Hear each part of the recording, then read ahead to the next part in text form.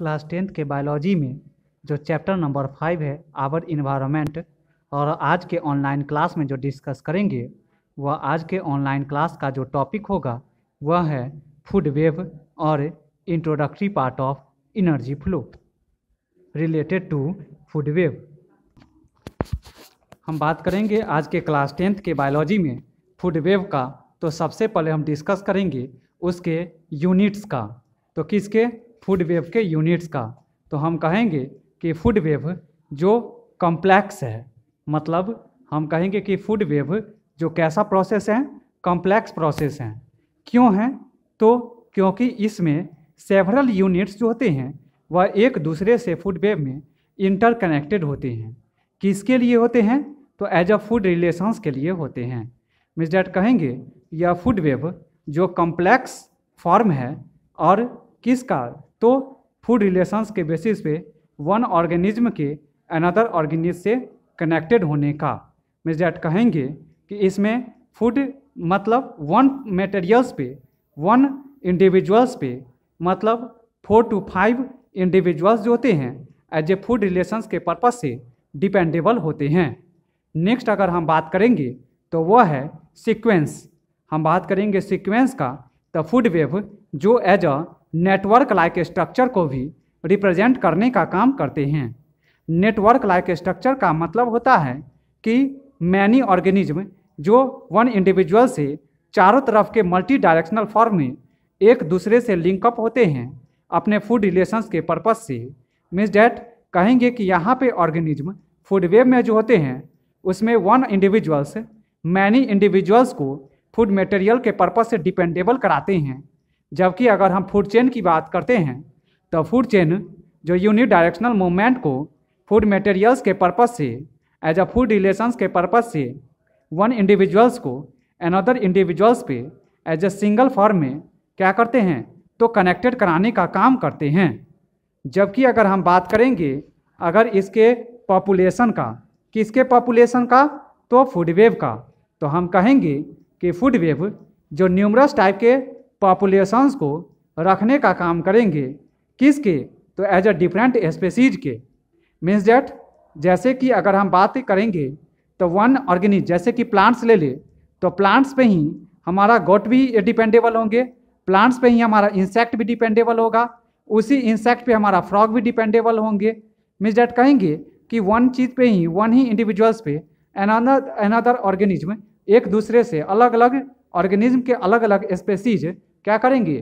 तो एक दूसरे से इंटरकनेक्टेड होंगे और नंबर ऑफ पॉपुलेशंस जो होगा इसके ऑर्गेनिज्म का वह ज़्यादा होंगे। अगर हम बात करेंगे एज अ फूड मटेरियल्स का तो हम कहेंगे कि इस फूड वेव में जो ऑर्गेनिज्म जो फूड मटेरियल्स को अपटेक करते हैं, जिसमें कहेंगे कि वन इंडिविजुअल पे कम से कम 2 to 3 इंडिविजुअल्स ऑर्गेनिज्म के जो होते हैं वह फूड मटेरियल्स के पर्पज से डिपेंडेबल होते हैं। मीन्स डैट अगर हम बात करेंगे फूड का तो हम कहेंगे an organism can use 2 to several types of organisms as food. जबकि अगर हम बात करेंगे पॉपुलेशंस का तो हम कहेंगे कि ए food web consist of numerous populations of different species. जबकि अगर हम बात करेंगे सीक्वेंस का तो हम कहेंगे it is a network of many linkage among the connected food chains. जबकि अगर हम बात करेंगे यूनिट्स का तो हम कहेंगे it is a complex formed by several units of food relations. अगर इसके अलावा अगर हम नेक्स्ट बात करते हैं टर्म्स का तो वो टर्म्स है हमारा डिस्टर्बेंस। हम बात करेंगे डिस्टर्बेंस में तो कहेंगे कि इसमें डिस्टर्बेंस जो होंगे वह हमारे कंटिन्यूटी फॉर्म में आएंगे। क्यों आएंगे? तो कंटिन्यूटी फॉर्म में कब आएंगे? तो यहाँ पे जो है सो इसलिए, लेकिन एक चीज़ है यहाँ पे, सबसे पहले डिस्टर्बेंस जो होगा वह लो फॉर्म में भी होगा और डिस्टर्बेंस ज़्यादा भी आएंगे। मीन्स डेट वन स्पेसीज अगर कंप्लीटली दूसरे स्पेसीज को डिपेंडेबल कराने का काम कर रहे हैं फूड मटेरियल्स का तो उसे another species, means that one species और अनदर स्पेसीज में क्या होंगे? तो एक दोनों के बीच में कुछ ही देरों में गैप बन जाएंगे। इसलिए क्योंकि वन फूड रिलेशंस पे ही another organism as a food relation के पर्पज से डिपेंडेबल होते हैं। मीन्स डैट अगर हम बात करेंगे कि अगर यहाँ पे किसका, अगर हम कंपेरिजन फूड वेव का फूड चेन से करेंगे तो कहेंगे कि फूड चेन में as a unit directional movement के फॉर्म में इंडिविजुअल्स डिपेंडेबल होते हैं एज अ फूड रिलेशंस के पर्पज से।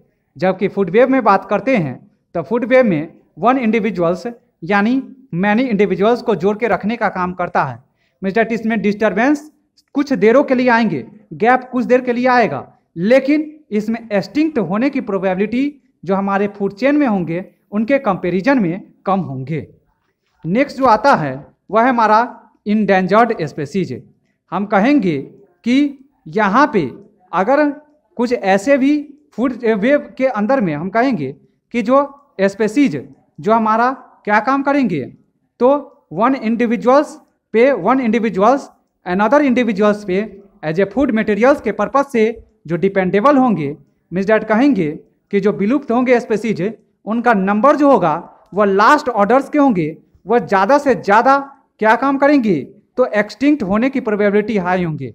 मतलब कहेंगे कि हाई ट्रॉपिक लेवल के जो ऑर्गेनिज्म होंगे वह ज़्यादा से ज़्यादा एक्सटिंक्ट होंगे जब इस फूड रिलेशंस में, फूड वेव में एज ए फूड रिलेशन के पर्पज से कनेक्टेड होंगे तब। मीन्स डैट कहेंगे क्योंकि वन ऑर्गेनिज्म पे बहुत सारे इंडिविजुअल्स और बहुत सारे ऑर्गेनिज्म जो क्या कर रहे हैं, एक दूसरे पे डिपेंडेबल कराने का काम कर रहे हैं। मीन्स डैट अगर जैसे कि एग्जाम्पल्स के रूप में लेंगे यहाँ प्लांट्स, तो इसी प्लांट्स जिससे इंसेक्ट्स भी कनेक्टेड है, इसी प्लांट्स में जो इंसेक्ट्स पे जो प्लांट्स को इंसेक्ट अपटेक कर रहा है फूड के रूप में, और उसी इंसेक्ट्स को अगर फ्रॉग ले रहे हैं फूड के रूप में, फ्रॉग को खाने का काम स्नेक कर रहा है, स्नेक को ही खाने का काम वल्चर या पिकॉक कर रहा है।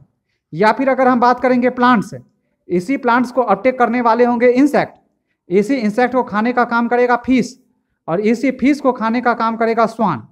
या फिर इसी प्लांट्स को खाने का काम करेंगे गोट, इसी गोट को खाने का काम करेंगे टाइगर, और टाइगर जब डेड हो जाएंगे तो आएंगे इसको सॉइल में मिक्सिंग करने का काम कराएंगे डिकम्पोजर्स।